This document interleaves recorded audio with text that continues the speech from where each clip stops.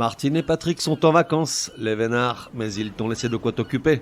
Quand on était tout petit, on appelait ça des devoirs de vacances, tu adorais ça.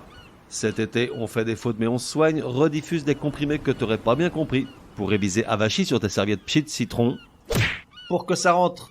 Allez, bonnes vacances à toi aussi, rentrée des classes dans quelques semaines. Comprimé numéro 32. La virgule, la sainte virgule, comme il faut, tu utiliseras. La langue française dispose d'un grand nombre de signes de ponctuation, tels que le point d'exclamation, le point d'interrogation, les points de suspension, le point abréviatif, le point virgule, les deux points, les parenthèses, les crochets, les tirets, la barre oblique. Mais la reine des signes reste indiscutablement la virgule, sans laquelle bien souvent un texte reste totalement abscon, ou pire, finit par créer un contresens.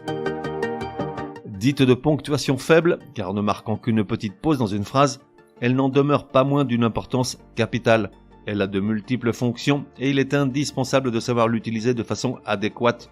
Point trop l'info certes, car la profusion de virgules morcelle trop une phrase, mais à l'inverse, la rareté est pire encore puisque son absence peut provoquer une ambiguïté, voire de l'incompréhension. Exemple, un parmi tant d'autres, imagine la phrase suivante sans virgule. Martine a dit Patrick est insupportable.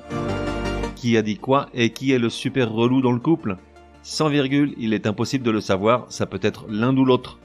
Maintenant, avec une seule virgule, par exemple, après a dit, la même phrase dit Martine a dit Patrick est insupportable. Et en mettant deux autour de a dit Patrick, la phrase dit encore autre chose. Martine a dit Patrick est insupportable. Comme quoi, tout ne tient qu'à, non pas un fil, mais une toute petite virgule, vitale, essentielle et indispensable. De par sa présence ou son absence, la virgule peut changer complètement le sens d'un énoncé. Voici encore quelques exemples pour illustrer le propos.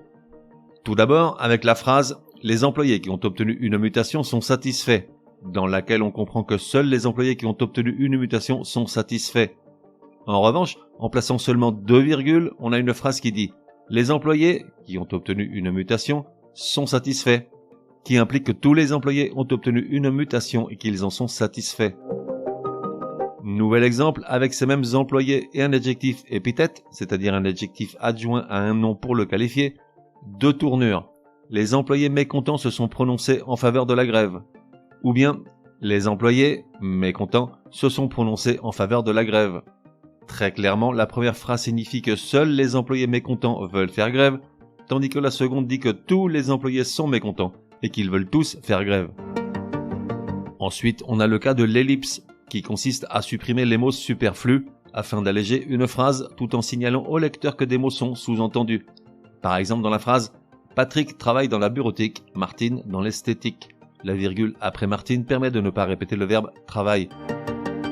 Il y a une multitude de cas et d'emplois distincts. Les lister ici n'auraient aucun sens. Ce qu'il faut retenir, c'est que la virgule est un allié. C'est elle qui donne son sens à tes écrits et lui confère sa vigueur.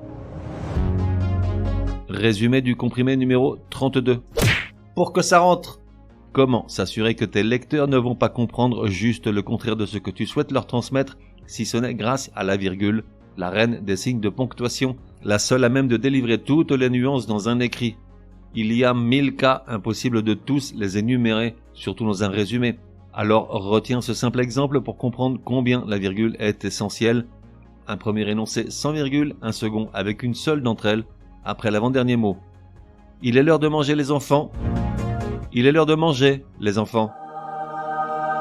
On fait des fautes mais on se soigne, te donne rendez-vous demain pour un nouveau comprimé super fastoche. N'oublie pas de t'abonner au podcast pour ne laisser passer aucun comprimé. Et si tu es de bonne humeur, merci de laisser un chouette commentaire, certaines applis de podcast le permettent.